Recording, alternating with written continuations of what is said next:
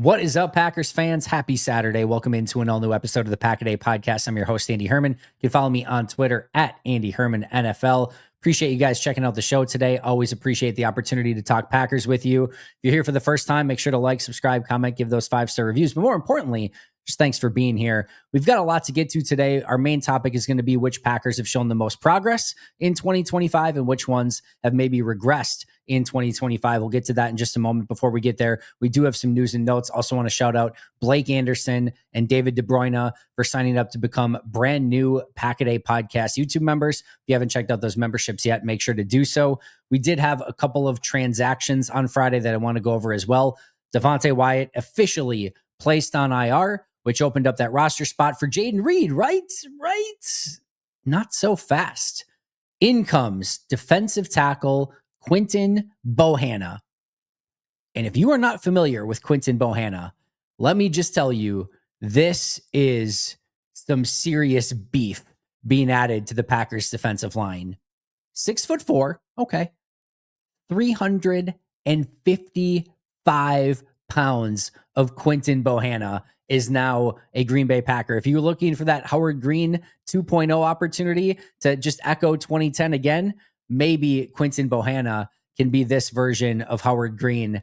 He is a big mammoth human being. He's going to add some real beef to that defensive tackle room. It's interesting because they already added Jordan Riley earlier this week. Nose tackle type, right? From the Giants practice squad, now on the active roster. We talked about this with Justice Mosqueda earlier this week. When you sign a player off the practice squad, you're basically required to keep them for 3 weeks. How it works is you have to pay them for 3 weeks, and you cannot use that roster spot for anybody other than them for 3 weeks. You can release them, but you don't get that roster spot and you don't get the money back. So there's literally no advantage unless there was some sort of conduct detrimental to the team and it was better just waiving them and releasing them rather than keeping them on the roster because you're paying them anyway and their roster spot's taken up for 3 weeks no matter what. So Jordan Riley is not going anywhere for 3 weeks. And now they added an additional nose tackle to this team. So 2 nose tackles in 1 week after really spending the entire season with, in a way, Nazir Stackhouse is kind of the only true nose tackle. Now, Colby Wooden has played there, right? But the true nose tackle type, Stackhouse, and he barely played. And now all of a sudden, at this point in the season, Devontae Wyatt goes out. You don't add a 3 technique. You add 2 more nose tackles. It's an interesting decision. So why might Green Bay have done that? Well, I've got a couple things to tell you and why I think why. Number 1, you cannot find pass rushing defensive tackles on December 5th. It's not possible. They're not out there. Good luck.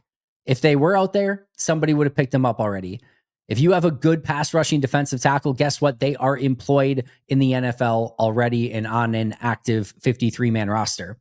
So trying to replace Devontae Wyatt with somebody off the street that could play like Devontae Wyatt, that's an impossibility. You can't do it. So you have to pivot. All right, well, we can't have a Devontae Wyatt, but what we can do is we could play Colby Wooden and Warren Brinson and Carl Brooks as more of our 3 techniques and move those players over more and play more of that under tackle. Meanwhile, now we have Stackhouse, Bohanna, and Riley who can play more of that traditional nose tackle role. So you take your guys already in hand and say, all right, we're going to use them to replace Devontae Wyatt, maybe LVN eventually as well once he comes back. And now we're going to add some beef to this defensive tackle room that allows you to stop the run a little bit better and adds a little bit more physicality in the center of that defense. It makes sense. Again, if you could find a Devontae Wyatt, then yes, go out and find that player and replace it and boom, you're good to go, but you can't. So what can you find? It's kind of like the Darian Kennard of the offense, right? Can you replace Tucker Kraft? No.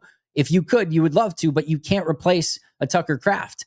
So you're going to utilize some of the receiving tight ends, specifically like a Luke Musgrave and to a lesser extent, Josh Wiley, to try to piece some of the receiving stuff together. But instead of saying, well, let's find a better receiving tight end when you can't, well, let's just put an offensive lineman there. And at least we get a really good blocking version of that player because we can't find the receiver, no matter what. So let's just do that.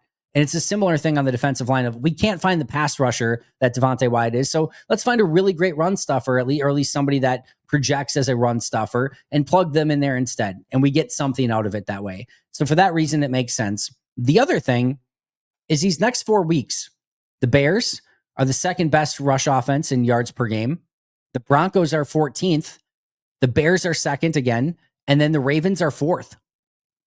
3 of the top, you're basically playing, well, the Bears twice, but second place with the Bears, fourth place with the Ravens, and 14th with the Broncos.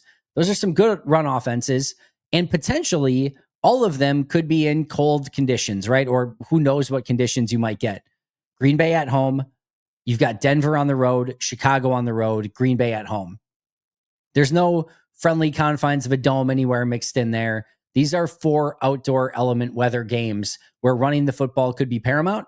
And now you've added a little bit of extra beef to your defensive line. So for a couple of reasons, it does make a lot of sense that they would go in that direction. But it is intriguing that they added 2 defensive tackles. And noteworthy because this is all the open roster spots that they had at the moment. Now, we'll get to the injury report in just a moment. Marshawn Lloyd and Colin Oliver are both out this week, but Brenton Cox and Jaden Reed are both questionable. And if you want to activate either of those players, you need an open roster spot, and Green Bay doesn't have one. So what does that mean for Jaden Reed and Brenton Cox? They're just not playing this week? Not necessarily. And my guess is Brenton Cox will not. And my guess is they'll wait on him. There's no real reason, unless they just think Brenton Cox is a lot better than Aaron Mosby and they just want to make that move. But Cox doesn't play teams. Mosby does. I don't expect them to go in that direction this week. So would not expect Brenton Cox to get activated on Saturday. And by the way, you can keep an eye on this on Saturday, because if either Brenton Cox or Jaden Reed are going to be active on Sunday, they need to be activated on Saturday. So as you're listening to this, usually it happens around, I want to say like 3 p.m. on Saturday Central Time. You'll know whether or not either of those players are activated and what, if any, well, they'd have to, if they activate either of these players, make a corresponding transaction to open that spot up. So who would make sense? Who could Green Bay potentially release if they want to add 1 or 2 of those players to the active roster? Malik Heath would be one that I would keep an eye on, and that would be a potential Jaden Reed transaction, right? Well, Reed comes back, Malik Heath is cut. However, it may not be quite that easy. If you are bringing back Jaden Reed, but releasing Malik Heath, your wide receiver room is down to Watson, and this depends on Golden, I should say. Golden is also questionable, but if Golden can't go, you would have Watson, Dobbs, Wicks, Reed probably on a snap count, and then just Bo Melton. One other thing they could do in that situation is release Malik Heath, activate Jaden Reed, and call up one of their practice squad wide receivers to give them a little bit more depth there. That could be another direction they go in. Or if Golden's healthy, then it probably doesn't matter, and they could release Malik Heath without having to worry about it quite as much. But they are a little bit shaky at wide receiver with Matthew Golden questionable, and with Savion Williams out for this game. So that makes Malik Heath maybe not as likely as maybe he is once everyone in that receiver room is actually fully healthy. Donovan Jennings could be a player that they release. With Jennings, that would bring them down to only 8 active offensive linemen. Now, maybe Green Bay feels really good that they'd get Jennings back on the practice squad or even active roster next week if they wanted to bring him back. They don't need the 9th offensive lineman for game day. You only activate 8 anyway. And the thing that I would say is, if they somehow lose Donovan Jennings, they could bring Brant Banks or technically Lecitus Smith or any of their interior offensive linemen that are on the practice squad. Banks is a tackle, I should say. But they could bring one of those guys up from the practice squad. And I don't think the difference between, let's say, Donovan Jennings and Brant Banks is going to be anything worth noting anyway. I think you're probably just having a bad offensive lineman starting for you if it would ever get to that situation. So maybe you could release Donovan Jennings and bring somebody up. If it is going to be Brenton Cox, you could look at Aaron Mosby. But again, Mosby is a premium special teams player for them. Same thing with Christian Welch. You could release him, but Welch is a premium special teams player. So I don't think it's going to be that. It would also leave them a little bit thin at off-ball linebacker. Although with Quay coming back, maybe that is an opportunity. The other one that now has to be talked about a little bit is Nasir Stackhouse. They just added 2 nose tackles. if they like those two nose tackles more than Nasir, I get that they've kind of redshirted him so far with a few snaps here and there, and it would be kind of a bummer if they lost him. And I bet he would. There's a chance at least that he would garner some waiver interest. But if you're adding two nose tackles, there may not be a ton of room. But the other complication there is that, again, Bohanna's not going to be. I would be stunned if he was ready this week for Chicago, and even Riley may not be ready this week for Chicago. So you probably need Stackhouse in this game. So it gets to this really interesting dynamic. I'll be very intrigued to see. I would guess that the corresponding move would be Christian Welch, Donovan Jennings, or Malik Heath.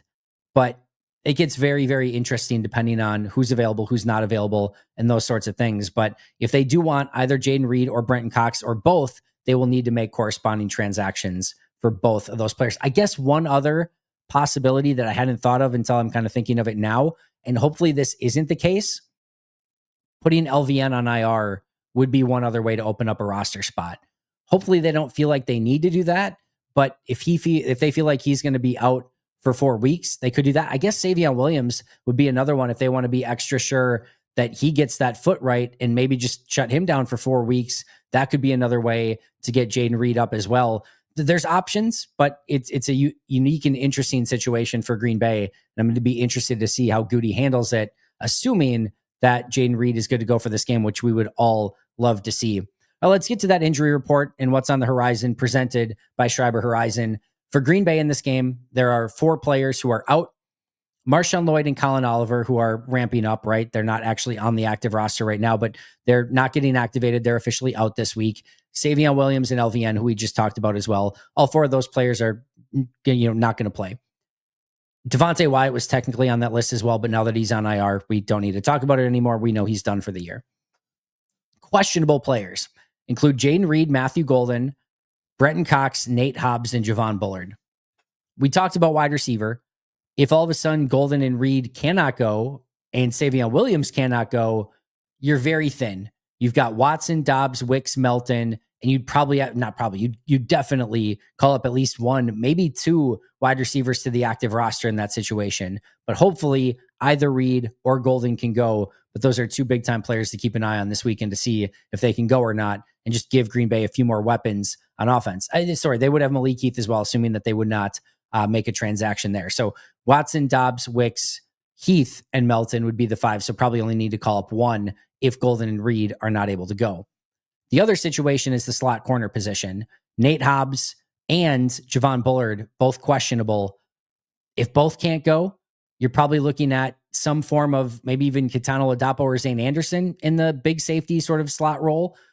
You could put Nixon in the slot and put him back at the position he played previously, and then put Haddon at outside corner. You could put Evan Williams there, but I don't think that's what you want to do. It would be interesting. It'd be very interesting to see what they would do if both are out. If Bullard's out, but Hobbs can play, I would assume Hobbs is going to play a ton in the slot in that situation. And if Bullard is healthy, I would assume we would still see a ton of Javon Bullard. But it should be noted, Javon Bullard did not practice on Friday, just like he didn't on Thursday. That's usually a very bad sign. Hobbs, meanwhile, did practice all week long, which should be hopefully an indicator that he's good to go. And again, you could see Nate Hobbs be the primary slot corner in this particular game. For Chicago, Ruben Hippolyte, their linebacker, is out. Roma Dunze, their really good second-year wide receiver, is out. And then Tyreek Stevenson, the corner, is also out. Dunze, the big one there. Luther Burden, their rookie wide receiver, is going to have to step up big for them. And of course, DJ Moore as well. But look for a lot of 2 tight end sets with Cole Kmet and Colston Loveland, their rookie tight end, who's really good. Look for a lot of 2 tight end sets, and we know Chicago is going to want to come out running the football. Now, many of you know that Schreiber is a leading global food and beverage manufacturer, but you may not know about Schreiber Horizon, which is a suite of solutions that Schreiber has built over the past 80 years and relies on every day to support and grow their vast global network. These solutions include end-to-end logistics, warehouse management systems, growth and innovation tools, and so much more. The best part is that these solutions are all backed by Schreiber's 80 plus years of trust and operational excellence. If you're interested in Schreiber's entire suite of solutions, just snap a picture of the QR code on your screen and you will be one step closer to optimizing your business. You can also check them out over at schreiberhorizon.com, built on Schreiber's legacy, designed for what's next. All right, let's get to our main topic. Which players are playing better in 2025? Which ones are playing worse? And which ones are staying pretty much equal? Let's go with our list of players who have taken arguably some sign or some step back in some way, shape, or form. We're going to go kind of from the least impactful to ones that have maybe taken a little bit more of a significant decline. First off is Karl Brooks. Nothing major here, but Brooks had a plus 0.75 grade last year in my grading scale, a negative 0.8 so far this year. So what we're talking about is a slight positive contribution for Brooks last year to a slight negative contribution from Brooks this year. Add in some injuries, and that doesn't help either.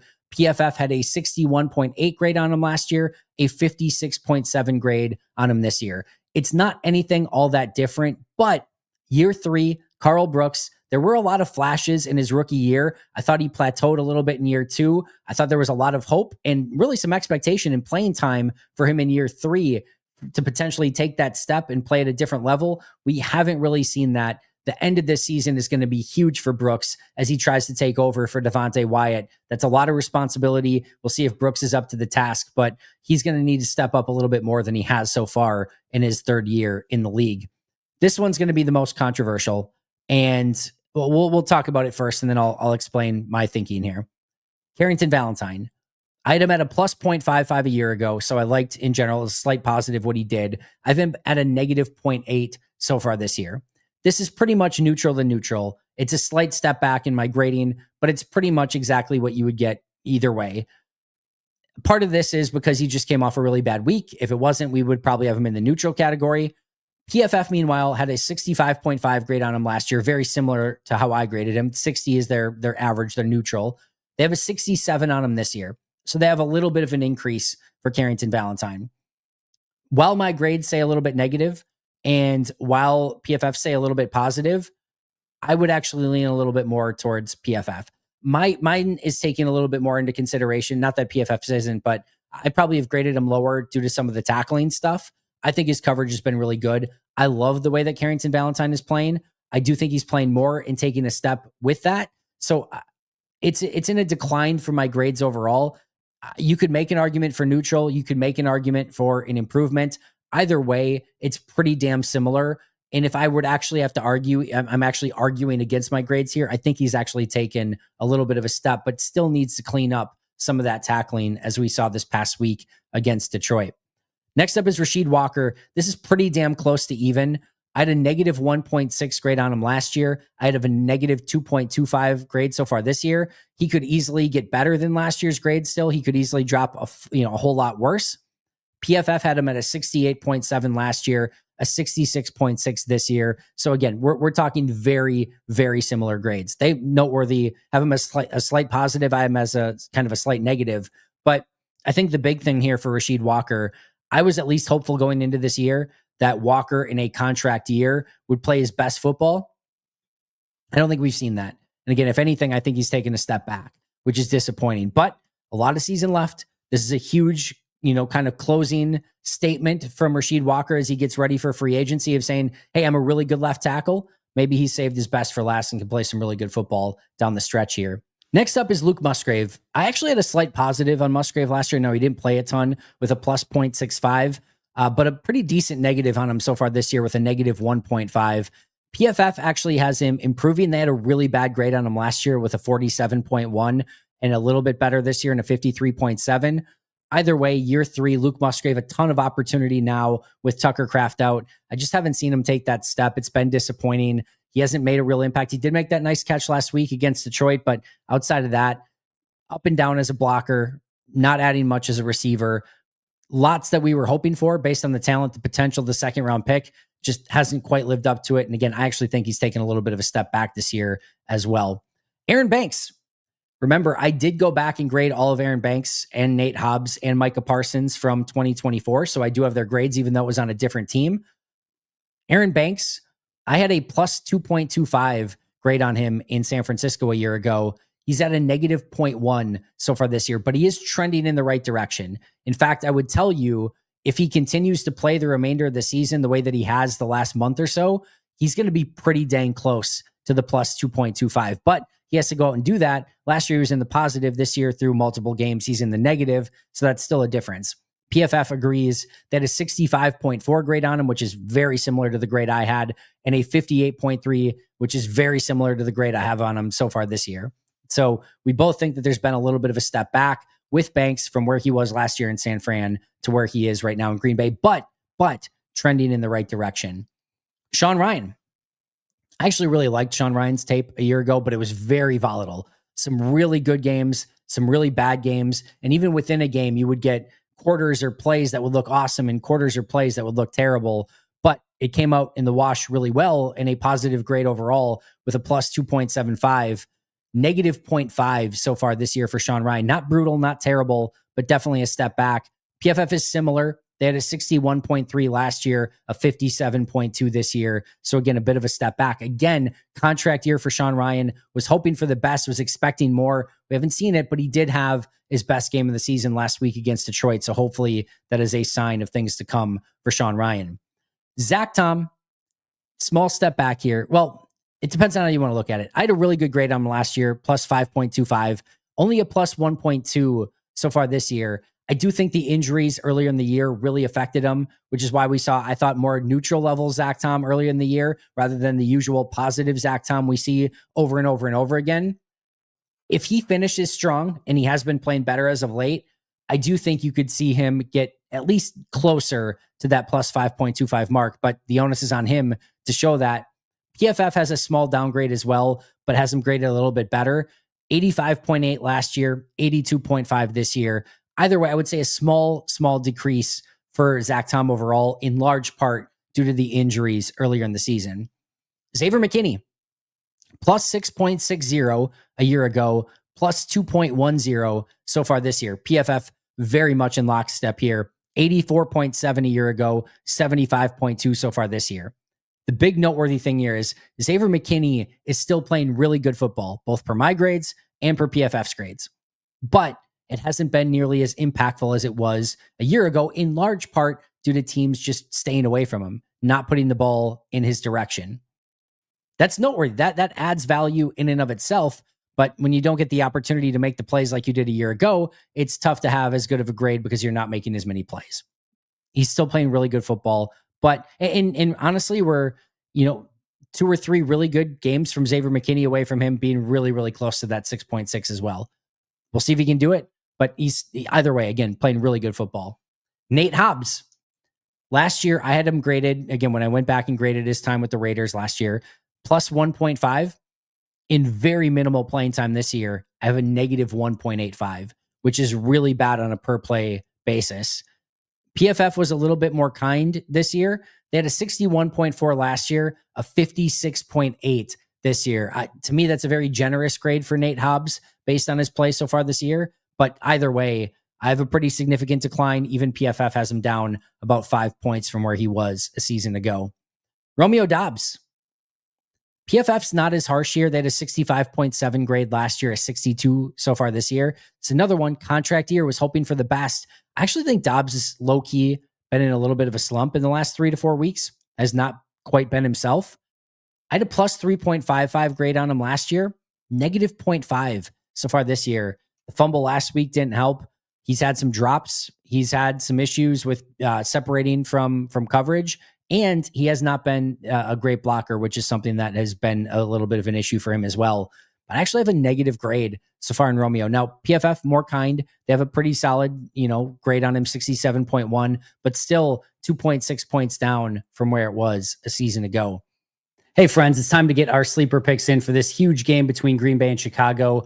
I don't know about you guys, but I am having a ton of fun with Sleeper this year. If you haven't tried it yet, I don't know what you're waiting for. This week, in this huge matchup, I'm going relatively simple. And this is the beautiful thing. You can mix and match as many of these as you want.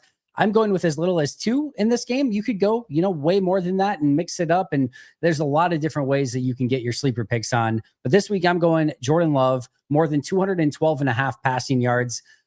I know that Chicago's defense, especially in their defensive backfield, they've got some talented players. They give up yards. It's turnovers how they win. And I expect Green Bay to be able to throw the ball in this game. So more than 212 and a half passing yards for Jordan Love. On the flip side, I know that Roma Dunze's become more involved as their tight ends, of course, Luther Burden as well. But DJ Moore has been a bit of a pain for Green Bay in the past. 26 and a half is not a ton of receiving yards. I'm going more than 26 and a half receiving yards for DJ Moore. Here's the best part. If you haven't tried this yet, now is the perfect time. You can get a 100% match up to $100 by utilizing code PACKADAY. Yes, 100% match up to $100 by utilizing code PACKADAY. So what are you waiting for? Get your sleeper picks in today. Terms and conditions apply. See Sleeper for details. They're available in over 25 states nationwide. So get those sleeper picks in right now. Maybe, in my opinion, one of the biggest declines, and it doesn't really matter anymore because he's out for the year anyway, was Elton Jenkins. I did plus 3.3 grade on him a year ago, negative 1.4 this year. Obviously, the move to center did not work how I don't think anybody wanted it to. PFF had a 65.7 on him last year, a 62 this year. I think the 62 is rather generous, but either way, the transition to center did not go according to plan. He never quite really looked the part. He didn't seem to be playing his best brand of football, to say the least. It was a disappointing effort from Elton Jenkins. And then, of course, has the big injury, out for the year, and probably has played his last snap as a member of the Green Bay Packers. Josh Jacobs, last but not least on the regression list. This is in large part, to me, due to the play of the offensive line. But 2024, he had a plus 12.85 grade. 2025, plus 5.3. It should be noted, he is tied with Tucker Kraft for my second highest graded player on offense. So we're not talking again about bad Josh Jacobs here, but the 2024 version was pretty arguably, better. Like, there's not really much of a debate there. PFF totally agrees. They had a 92.3 grade on him last year, 82.1 this year. 82.1 is an awesome grade. Plus 5.30 is an awesome grade. He's playing really good football, but not quite to the level he was in 2024. And you can say, yes, that's in large part due to the offensive line, but the offensive line doesn't really go into the grading. Meaning, if like the offensive line can't block and Jacobs gets tackled behind the line of scrimmage, it's not a negative grade on Jacobs. The offensive line screwed that up, right? But it does feel like there's less opportunity for him to make spectacular things happen because the offensive line's been so bad. So to me, this is more a victim of circumstance for Josh Jacobs than him playing significantly worse. I do think the burst has been just a little bit less than where it was at a year ago, but he's still playing great football. And it's kind of like the same thing with Xavier McKinney. Not worried about him, but was probably playing a little bit better last year. Let's go through our steady players next. Keyshawn Nixon. Now, there's a lot of frustration with Keyshawn Nixon. I think it's overblown. My grade on him last year, an exact net neutral, 0.00. So far this year, 0.25. Just steady as it goes. Does he give up some plays? Yes. Does he make some plays? Yes. It's kind of for those of you who are aware, like the Jerry Seinfeld episode, Even Stevens, just sort of evens out for him. Some good, some bad, ends up in the wash and pretty much breaks even. That's where Nixon's been. PFF, very similar. 64.1 last year, 65.8 this year. Pretty even and steady overall for Keyshawn Nixon. Devontae Wyatt. I think PFF is very harsh on Wyatt this year. They had a 66.4 in him last year, a 52.9 this year. That's absurd to me. Wyatt's played good football for Green Bay this year. Of course, he's done for the year now, but I don't understand that grade for Wyatt at all. But in 2024, I had Devontae Wyatt with a 1.5 grade. In 2025, I have Devontae Wyatt with a 1.5 grade. Literally exactly even last year's grade and this year's grade. Missed some time last year. Now he's going to miss some time this year. It's almost the exact same player, in my opinion, where he was a year ago. I did think he showed signs of progress, but I thought after he came back from injury, there were 2 weeks that were really rough, which bumped it down. I thought earlier in the season, he was trending to have easily his best season yet. Rashawn Gary, plus 2.10 grade last year, plus 1.8 so far this year. Small decrease so far, but room for Gary easily to blow past the plus 2.1 with multiple games still remaining. So you could actually argue maybe some slight improvement from Rashawn Gary, but he's in a much more envious position this year than he was last year, and he hasn't really made the most of it.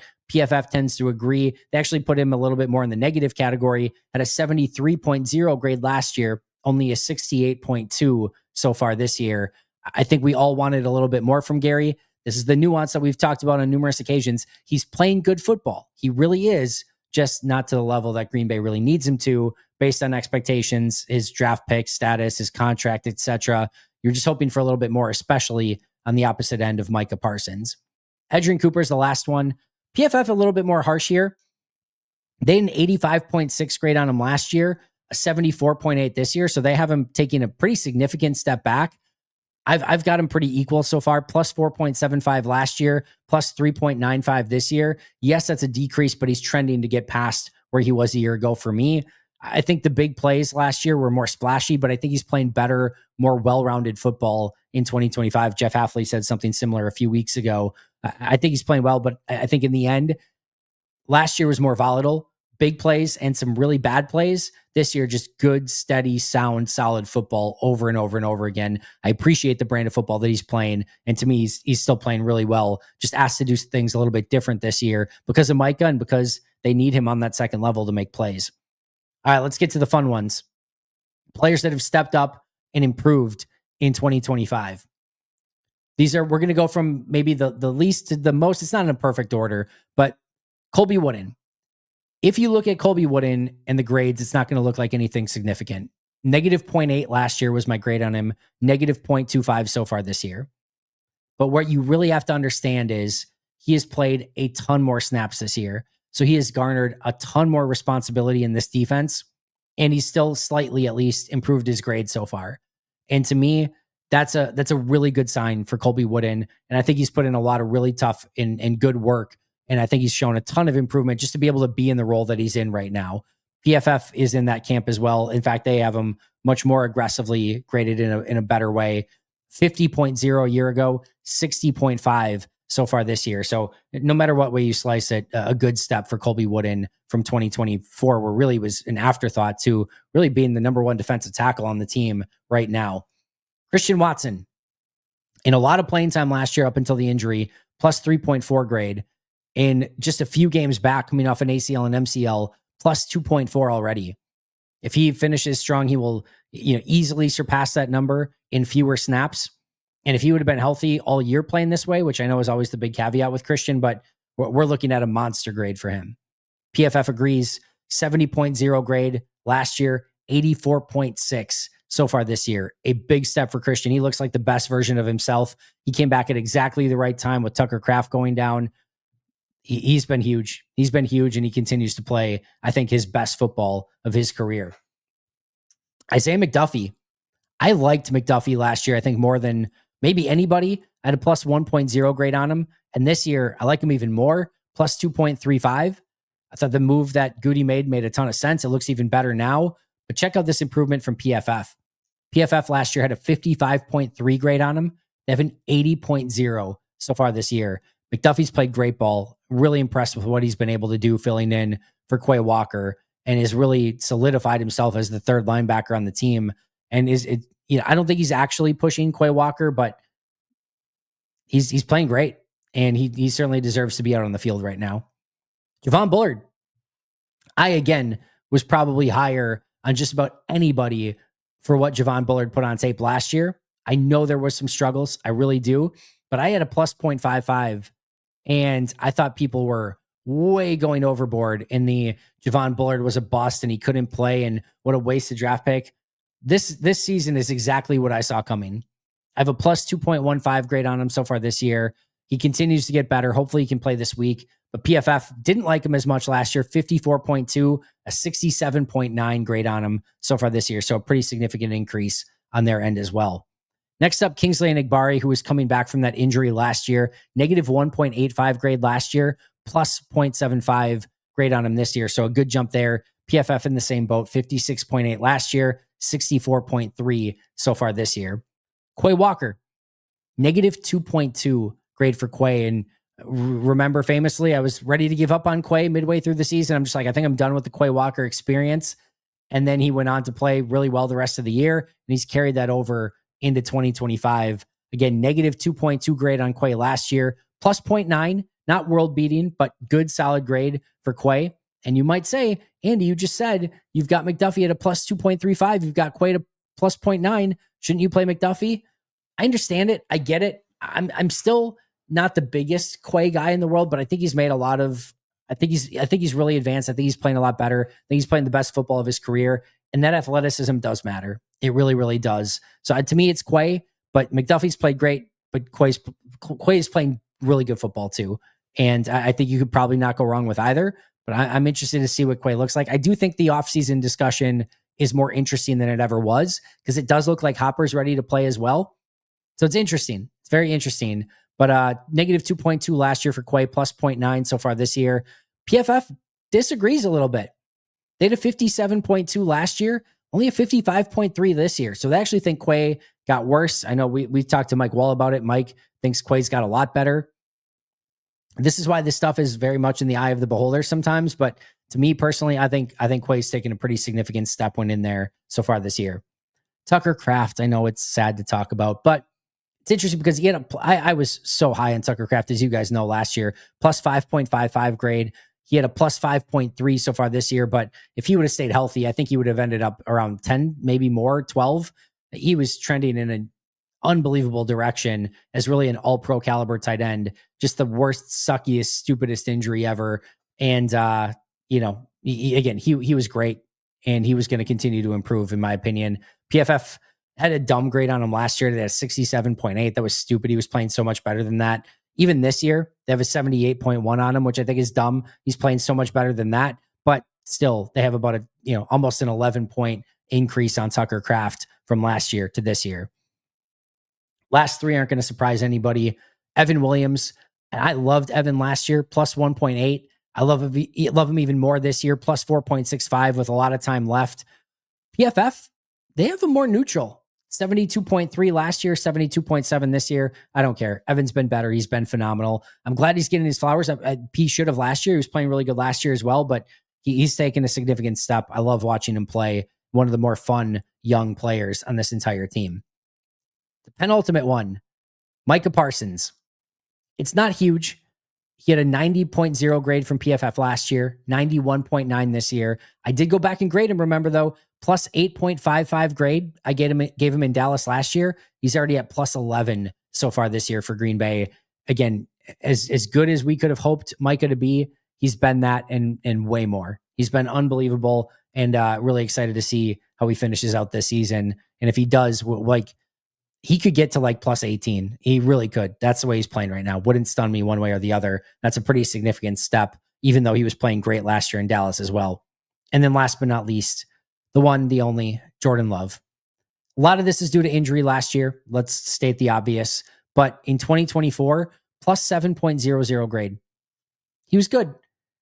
Not great. He was good. In 2025 so far, plus 15.35. Now we're cooking. Now we are cooking with plenty of time left. This could end up plus 20, plus 25 if he continues to play well, and depending on how far they go in the playoffs. Love the way that Jordan's playing. Significant step in the right direction. Proof of concept for everything that you wanted to believe in for him being your franchise quarterback, that he could lead you, whether or not he can lead them to a Super Bowl obviously remains to be seen, but he's playing at that level. PFF agrees. 75.8 grade last year, 87.3 this year, almost 11.5 point improvement. That's it. That's the list. 12 players that have regressed in some way, shape, or form. Carl Brooks. Let's take Carrington Valentine off that. We're going to put Carrington Valentine in his own little unique group. I think he's been better at some things. I still think the tackling has been a little bit worse. I would put him closer to improved, even though, again, my grade's been a little bit lower. We're going to put Carrington in his own little unique island, Carrington Island. So 11 regressed: Carl Brooks, Rasheed Walker, Luke Musgrave, Aaron Banks, Sean Ryan, Zach Tom, Xavier McKinney, Nate Hobbs, Romeo Dobbs, Elton Jenkins, and Josh Jacobs. The big thing to note there: Rasheed Walker, Aaron Banks, Sean Ryan, Zach Tom, Elton Jenkins. 5 offensive linemen regressed. That's really one of the big reasons why this team isn't better than what we thought, or even where they are right now.